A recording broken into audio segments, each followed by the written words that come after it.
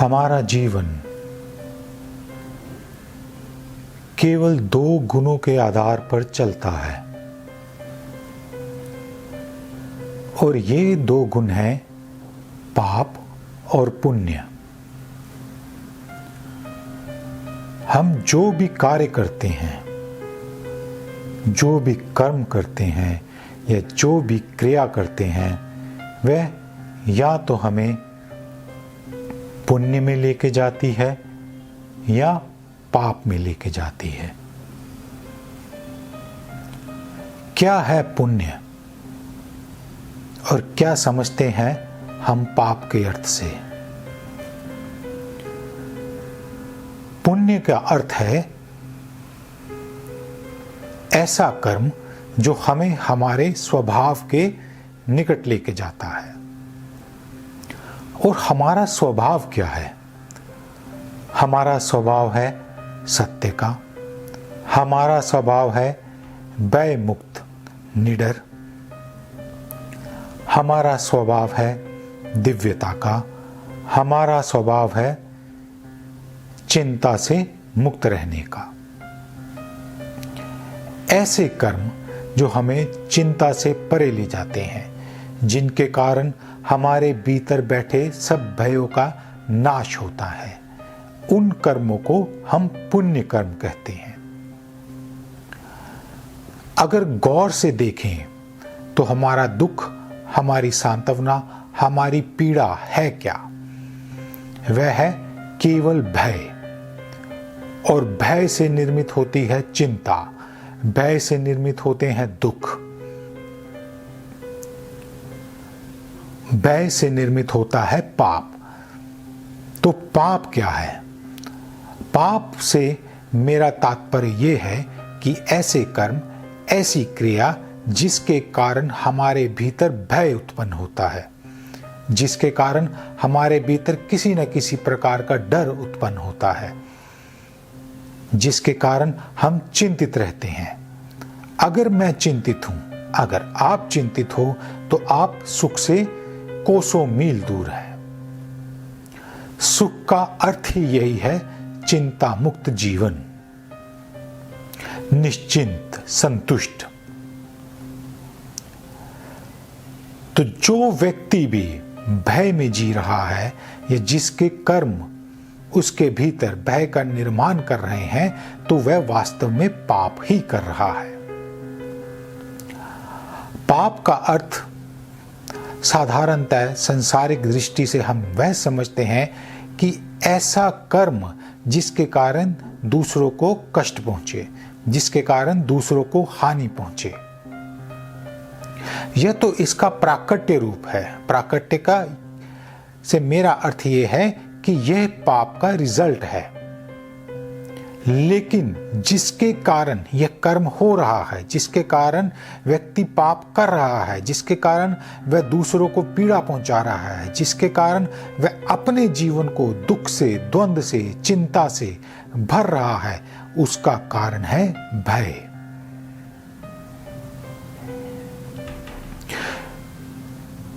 जैसे कोई जानवर अगर डर जाए, पशु डर जाए, तो वह हिंसक हो जाता है, तो वह दूसरों के ऊपर आक्रमण करने लग जाता है। तो इस भय के कारण उसके भीतर हिंसा जन्म लेती है।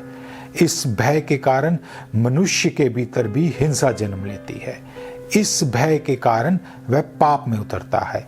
इस भय के कारण वह दूसरों के प्रति अपने मन में कोई भी दया भाव नहीं रखता। तो पाप का दूसरा अर्थ है भय।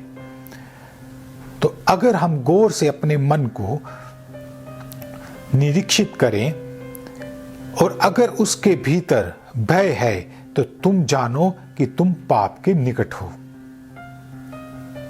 अगर कोई व्यक्ति भी हिंसा कर रहा है, तो उसका कारण उसके भीतर छिपा हुआ भय ही है। दुर्योधन अत्यंत हिंसक प्रतीत होता है, जिसने पांडवों के साथ युद्ध किया, लेकिन भीतर से वह डरा हुआ था, भीतर से वह भयभीत था कि कहीं पांडव उसका यह राजपाट उससे छीन ना ले। तो इस भय के कारण हमारे भीतर इनसिक्योरिटी पैदा होती है, जिसके कारण हम हिंसक होते हैं, जिसके कारण हम दूसरों को हानि पहुंचाने की कोशिश करते हैं।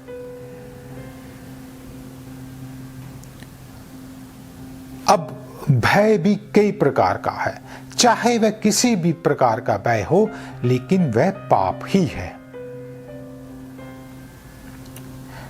यौवन अवस्था में व्यक्ति भयभीत है, इनसिक्योर है, जिसके कारण वह ईर्ष्या से बढ़ता है, जिसके कारण वह जेलसी से बढ़ता है, और इस ईर्ष्या, इस जेलसी के कारण वह दूसरों के साथ, दूसरों के प्रति अपना व्यवहार सदा हिंसक ही रखता है।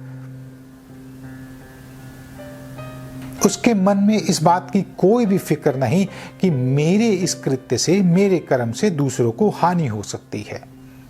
वह राजनीतिज्ञ बनता है। राजनीति का अर्थ ही यही है कि मैं अपने को सबसे ऊपर रखूं और दूसरों के प्रति कुछ भी नहीं सोचूं।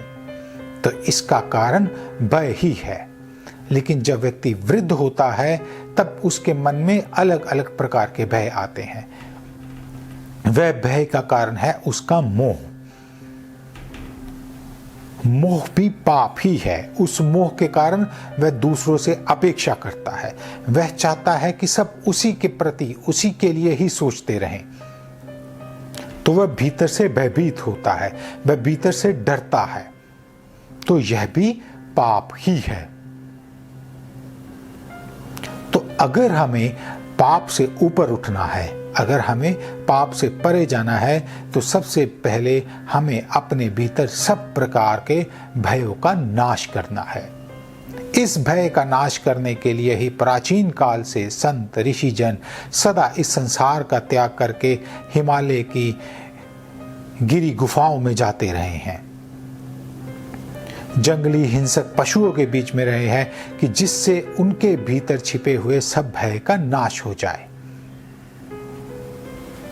लेकिन आज यह संभव नहीं। आज हम जिस स्थिति में हैं, हमें उस स्थिति में ही निडर, निर्भय रहकर जीवन जीने की कला आनी चाहिए।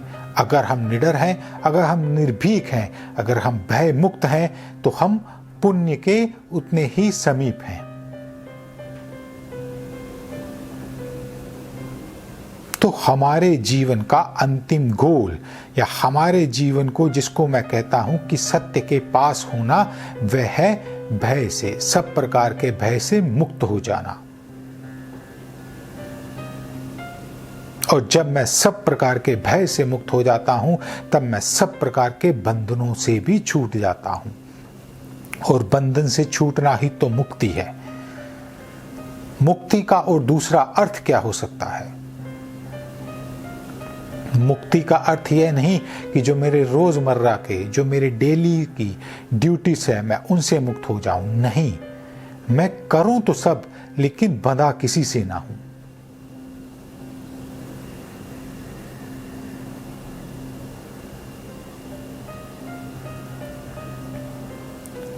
तो हमारे जो भी कर्म है, हम जो भी कर रहे हैं, चाहे हम व्यापार कर रहे हैं, चाहे हम व्यवसाय कर रहे हैं, चाहे हम परिवार में रह रहे हैं, या हम जीवन की किसी भी अवस्था में हैं, चाहे हम युवक हैं या हम वृद्ध हैं, तो हमें यह निर्भय होकर जीवन जीने की कला आनी चाहिए।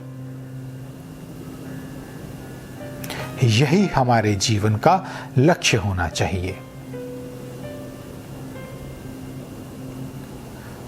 अब कर्म भी दो प्रकार से होता है।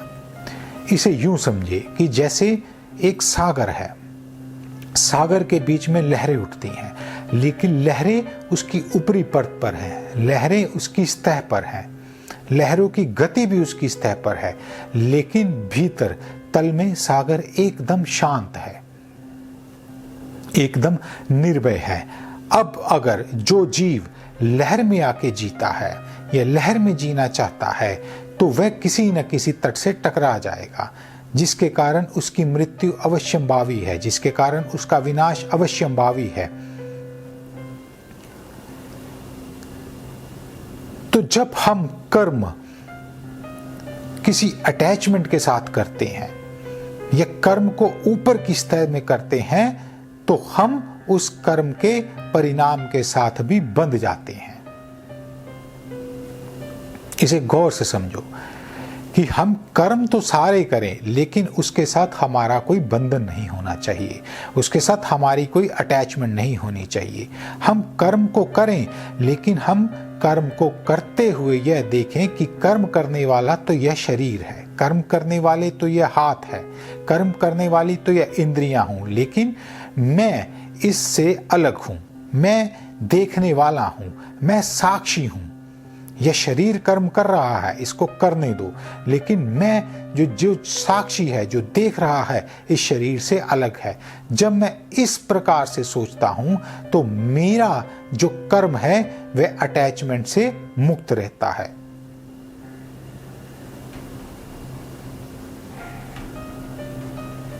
लेकिन अगर कर्म करते हुए मैं उस कर्म के साथ बंध जाता हूं, या मैं यूं कहूं कि जब वो मेरा यह जो कर्म है वह मेरे स्वार्थ के निहित होता है, जब मैं यह सोचने लग जाऊं कि यह कर्म तो मैं ही कर रहा हूं, मैं ही शरीर हूं, तो मैं कर्म के बंधन के साथ बनता हूं। और जब मैं कर्म के बंधन के साथ बनता हूं तो फिर मैं कर्म के निर्णय के साथ भी बन जाता हूं। मैं कर्म का रिजल्ट देखने लग जाता हूं कि वह रिजल्ट कैसा आएगा, क्या मैं सफल होऊंगा, क्या मैं असफल होऊंगा।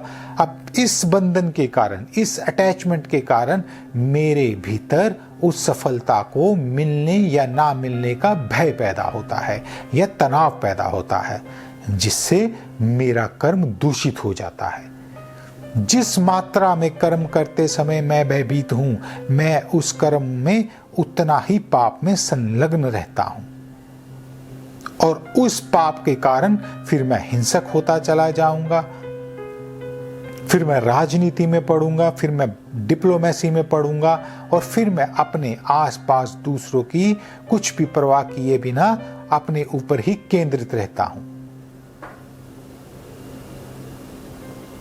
तो जब मेरा व्यक्तित्व ऐसा बन जाता है तो मैं सुख से कोसों दूर चला जाता हूं।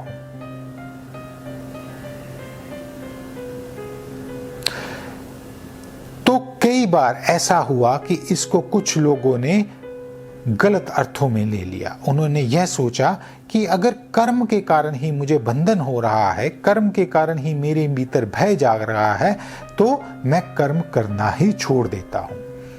तो ऐसे लोग आलस्य में पड़ गए, ऐसे लोग प्रमाद में पड़ गए। नहीं, ऐसा नहीं है। जो व्यक्ति वास्तव में कर्म करने की कला जान जाता है, जो ये जान जाता है कि उसको क्रिया कैसे करनी है। कर्म का अर्थ तुम यह मत लेना कि केवल जैसा कि हम साधारणतः समझते हैं कि कर्म का अर्थ है नौकरी करना, व्यवसाय करना। नहीं, कर्म का अर्थ है कि हम जो कुछ भी कर रहे हैं वह कर्म ही है। चाहे वह व्यवसाय है, चाहे वह नौकरी है, चाहे वह खाना बनाना है, चाहे वह बैठना है, उठना है, सोचना है, तप करना है, जप करना है, चलना है, सैर करना है, कुछ भी है वह केवल कर्म ही है।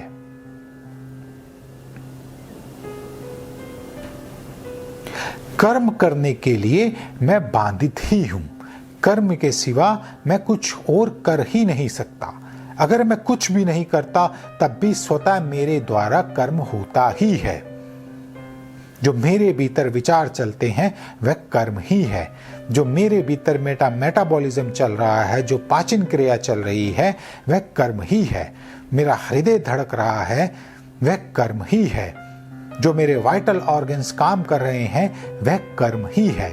तो कर्म से छूटना संभव नहीं। तो कर्म को मुझे ऐसे करना है कि उस कर्म को करते समय मैं आनंदित रहूं, और मैं आनंदित तभी रह सकता हूं जब मेरे भीतर कोई भय ना हो, मेरे भीतर कोई चिंता ना हो। तभी मैं उस कर्म को करते हुए पुण्य का लाभ उठा सकता हूं। गौर से देखो तो हम जो कुछ भी कर रहे हैं तो उसका एंड रिजल्ट क्या है, उसकी एक्सपेक्टेशन क्या है, हम उससे चाह क्या रहे हैं। हम उससे केवल सुख ही चाहते हैं, हम उससे केवल आनंद ही चाहते हैं, हम केवल उससे संतुष्टि ही चाहते हैं। लेकिन यह करते हुए भी हमें आनंद नहीं मिलता, उसका कारण ये है कि हमारे कर्म में किसी न किसी प्रकार का भय सदा जुड़ा रहता है। और जो व्यक्ति कर्म करने की कला जान लेता है, तो जितनी क्रिया वह करता है, जितनी एक्टिविटी वह करता है, कोई दूसरा व्यक्ति उसके कंपैरिजन में कर ही नहीं सकता।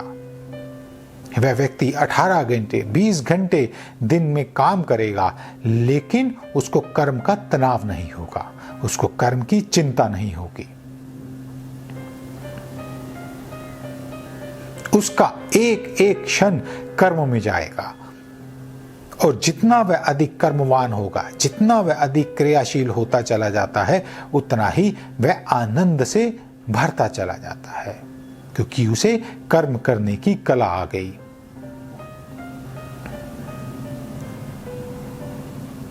परमात्मा का एक महागुण है जिस तत्व से सब बने हैं, वह है कर्म। शास्त्रों में कहा गया है कि उस कर्म को प्रणाम है जिसके अधीन होकर ब्रह्मा इस सृष्टि का निर्माण कर रहे हैं। उस कर्म को प्रणाम है जिसके अधीन होकर श्री हरि विष्णु इसका पालन कर रहे हैं। उस कर्म को प्रणाम है जिसके अधीन होकर शिव इसका संहार करते हैं। तो सब कर्म ही है, कर्म से ऊपर कुछ भी नहीं। ईश्वर का परम तत्व भी कर्म ही है। अनंत काल से इस सृष्टि का निर्माण हुए चला जा रहा है, वह कर्म के कारण ही संभव है। अनंत काल से इस सृष्टि का पालन किया जा रहा है, वह कर्म नहीं तो और क्या है। और सब जिससे पैदा होता है उसमें समाये चले जा रहा है, यह कर्म नहीं तो और क्या है। इस कर्म से ही सब उपजता है, इस कर्म में ही सब टिक रहा है, और इस कर्म में ही सब जा रहा है। तो जिस मौलिक वस्तु से, जिस मूलभूत तत्व से हम बने हैं, वह कर्म ही है। अगर हम इसके विपरीत जाते हैं तो रेजिस्टेंस पैदा होता है, घर्षण पैदा होता है। यह रेजिस्टेंस, यह घर्षण ही हमारे दुख का कारण है। जब तक हम जी रहे हैं इस धरा पे, इस पृथ्वी पे, हमें कर्म करना ही पड़ेगा। और अगर हमें कर्म करना ही है तो हमें उस कर्म को करने की कला आनी चाहिए। जो व्यक्ति क्रिया से जितना अधिक दूर है, कर्म से जितना अधिक दूर है, वह सत्य से उतना ही अधिक दूर है, वह परमात्मा से उतना ही अधिक दूर है, वह अपने सुख से, अपने आनंद से उतना ही अधिक दूर है।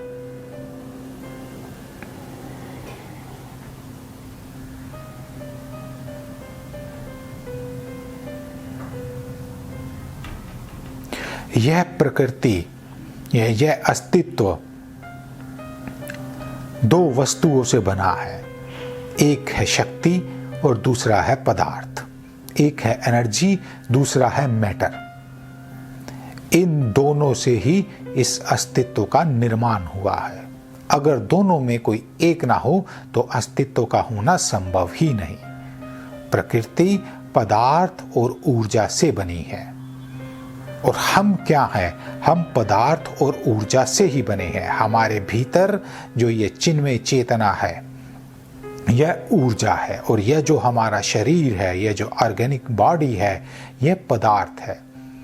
और हमारा जीवन संभव है जब पदार्थ और ऊर्जा का मिलन होता है, जब प्रकृति और पुरुष का मिलन होता है, जब शिव और शक्ति का मिलन होता है। शिव है पदार्थ और शक्ति है उसके भीतर का जीवन। दोनों एक दूसरे के पूरक है। लेकिन अगर हमने किसी एक पहलू को पकड़ लिया, अगर हमने किसी एक छोर को ही पकड़ लिया, तो हम चूक जाएंगे, तो हम पूर्णता से चूक जाएंगे। ना तो हमें पदार्थ में टिकना है और ना तो शक्ति में ही। शक्ति भी तभी संभव है जब वह पदार्थ के साथ उसका मिलन होता है, और पदार्थ का होना भी तभी संभव है जब उसमें शक्ति का निर्माण होता है। अन्यथा पदार्थ भी मृत है, और शक्ति को भी मैनिफेस्टेशन के लिए कि वह एग्जिस्ट करती है, उसको पदार्थ तो चाहिए ही ना। आग अपने आप से पैदा नहीं हो सकती, बिना लकड़ी के आग कैसे पैदा होगी? तो वह लकड़ी पदार्थ है। शक्ति के भी पैदा होने के लिए पदार्थ का होना अनिवार्य है, और अगर पदार्थ में शक्ति नहीं है तो उसका होना भी संभव नहीं है। इस अस्तित्व में ऐसा कोई पदार्थ ही नहीं जिसके भीतर ऊर्जा ना हो, जिसके भीतर शक्ति ना हो। यहां तक कि पत्थर में भी शक्ति विद्यमान है।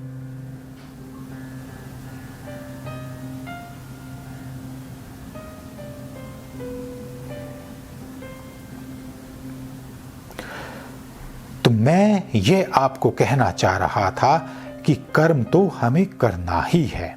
बिना कर्म किए हम रह ही नहीं सकते। हमारा अस्तित्व बिना कर्म के संभव ही नहीं। एक स्वस्थ शरीर के लिए, हमारे होने के लिए भी हमें निरंतर कर्म ही करना पड़ेगा। जब हम कर्म से चूक ही नहीं सकते तो क्यों ना हम उस कर्म को स्वीकार करके करें, क्यों ना हम कर्म को उस प्रकार से करें जिससे कि हम आनंदित रहें। और उसे करने का तरीका है कि हम निर्भय रह के कर्म करें। हम जो भी कार्य कर रहे हैं उसमें निर्भीक रहें, उसमें किसी भी प्रकार का भय न रहे। अगर हम कार्य नहीं कर रहे, अगर हम खाली भी बैठे हैं तो वह भी कार्य ही हो रहा है। उस अवस्था में भी हमें निर्भय रहना है, उस अवस्था में भी हमें भय मुक्त रहना है। तो जब कर्म करना ही है तो क्यों ना सामने के द्वार से करें, क्यों हम पीछे के द्वार से आएं, क्यों हम डर के कारण कर्म करें। कर्म को हमें स्वागत के रूप में करना है, कर्म को हमें आनंद के रूप में करना है। और जो हमारा स्वभाव है उसके अनुसार ही हम कर्म करते हैं। प्राचीन काल में, पुरातन समय में हमारी यह जो व्यवस्था है उसको वर्णों में डिवाइड किया गया था।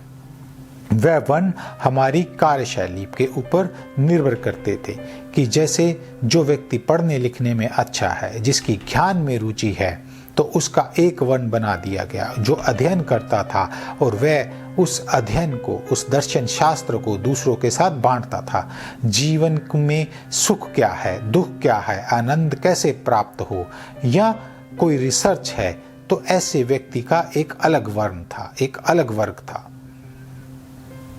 जिन व्यक्तियों का स्वभाव, जिनमें ऊर्जा अधिक थी, जिनको खेलना कूदना अच्छा लगता था, उनके लिए स्टेडियम्स बनाए गए, वह खिलाड़ी बने, या उन्होंने सेनाओं में, आर्मी में भर्ती करी, जिन्होंने युद्ध लड़े, जिनका कार्य अपने राज्य की सुरक्षा करना था, तो वह एक दूसरा वर्ग था।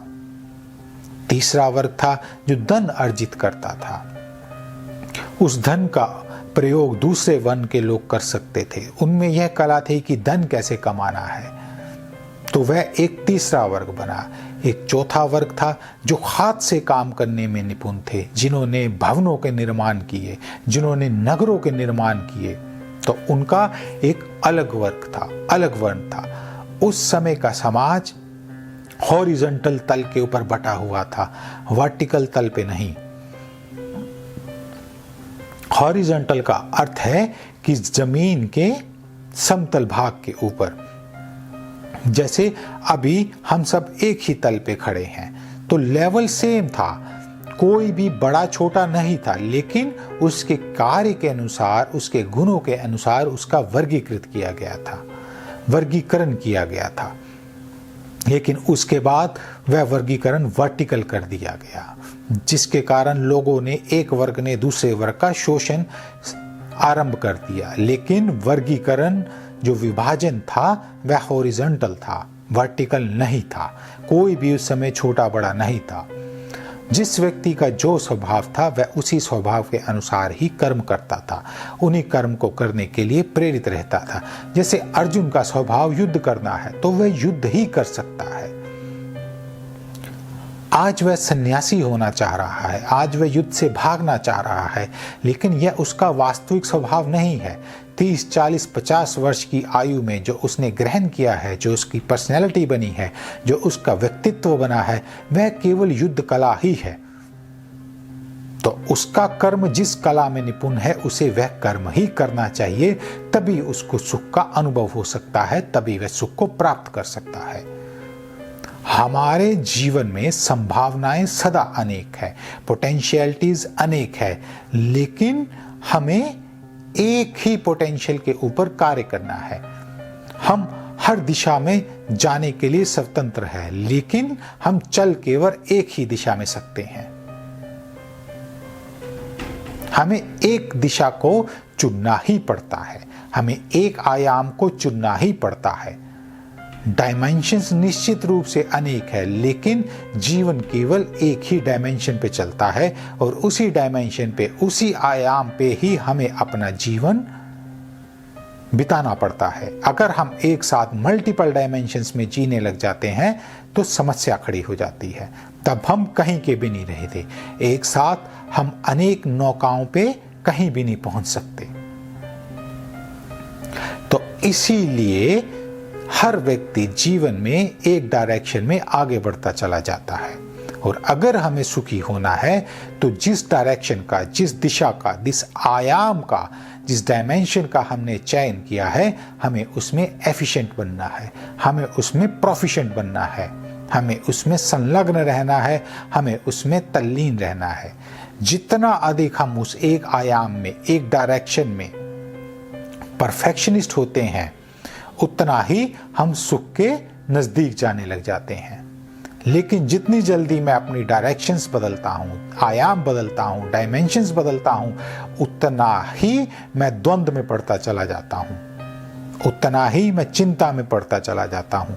15 साल तक मैंने एक चीज में परीक्षण लिया और सडनली 16वें साल में कुछ और करने लग गया, तो मेरे लिए तो वह चैलेंज आएगा ही।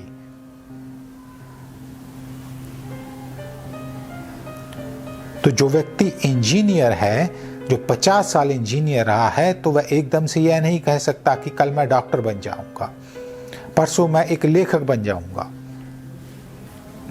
उसके एक दिन बाद मैं चित्रकार बन जाऊंगा। जो उसकी पर्सनैलिटी है, वह इंजीनियर है, उसने अपना सारा जीवन इंजीनियरिंग में बिताया है, उसने अपना व्यवसाय, अपनी जॉब उन नियमों में एक्सपर्ट बनने में करी है, जिसके कारण वह अपनी रोजी रोटी कमा पा रहा है। तो हमें जिस दिशा का हमने चुनाव किया है, जिस डायरेक्शन का हमने चुनाव किया है, जिस आयाम में हम आगे बढ़ रहे हैं, हमें उसके साथ डटे रहना होता है। बार बार दिशा बदलने से हम कहीं भी नहीं पहुंच पाते।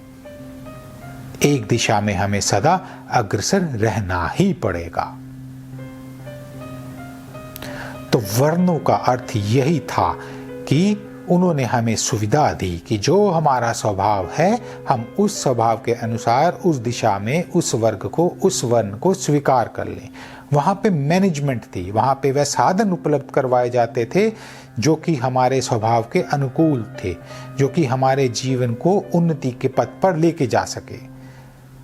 लेकिन जैसे जैसे समय बीतता चला गया, इन वर्णों की परिभाषाएं गलत हाथों में पड़ गई।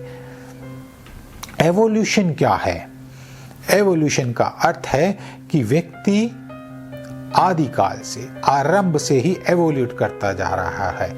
आज जो हम हैं वह प्राचीन काल से हमारा जो वर्जन है वह उसका उत्तम वर्जन है।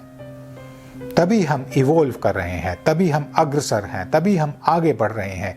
और यह एवोल्यूशन तभी संभव है जब हम एक ही डायरेक्शन में, एक ही दिशा में आगे बढ़ते चले जाते हैं।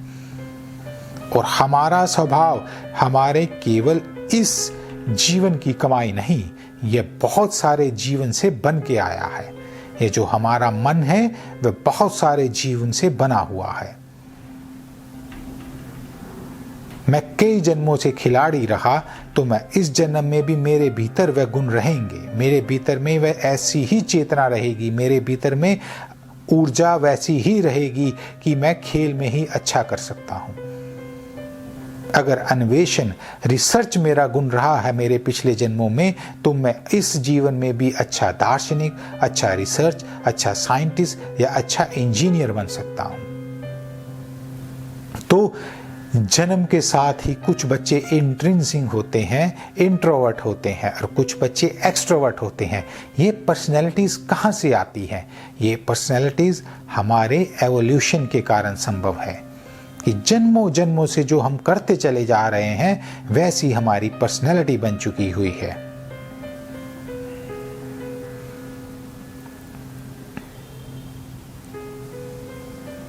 तो हमें अपने बारे में जानना है कि हम किस में पारंगत हैं, हमारा क्या स्वभाव है।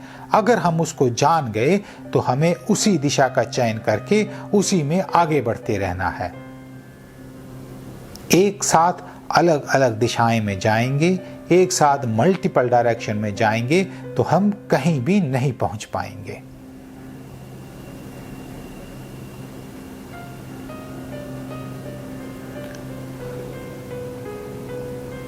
तो आज मैं जो आपको कहना चाह रहा था वह यह था कि कर्म तो हमें करना ही है, कर्म से हम मुक्त नहीं हो सकते।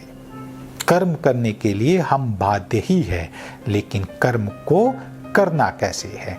कर्म करने की कला एक ही है कि हम जो भी करते हैं, जो भी क्रिया करते हैं, उसमें भय नहीं होना चाहिए, वह निर्भीक होनी चाहिए।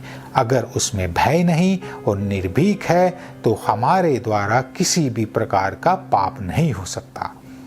और पाप दूसरों के प्रति भी होता है और पाप स्वयं के प्रति भी होता है। स्वयं के प्रति मेरा पाप यही है कि मैं भयभीत हूँ, दूसरों के प्रति मेरा पाप यह है कि उस भय के कारण मैं दूसरों के साथ हिंसा करता हूँ।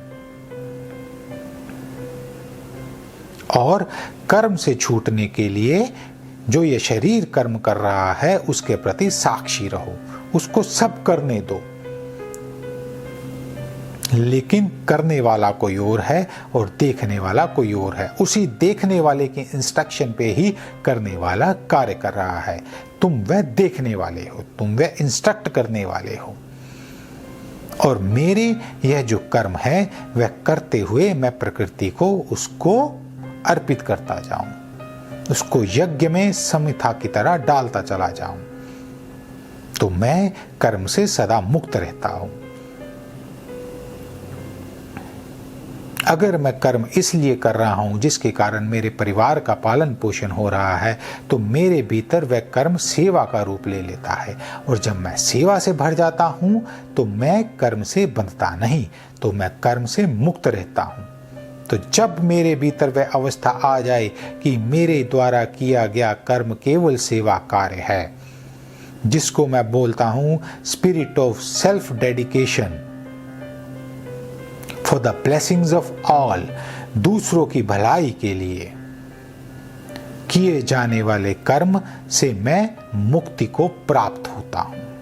दूसरों से अर्थ दूसरे व्यक्ति, दूसरों से अर्थ यह प्रकृति, दूसरों से अर्थ यह अस्तित्व। जब मैं अपने सारे कर्म इन्हें समर्पित कर देता हूं तो मैं आनंद को प्राप्त होता हूं।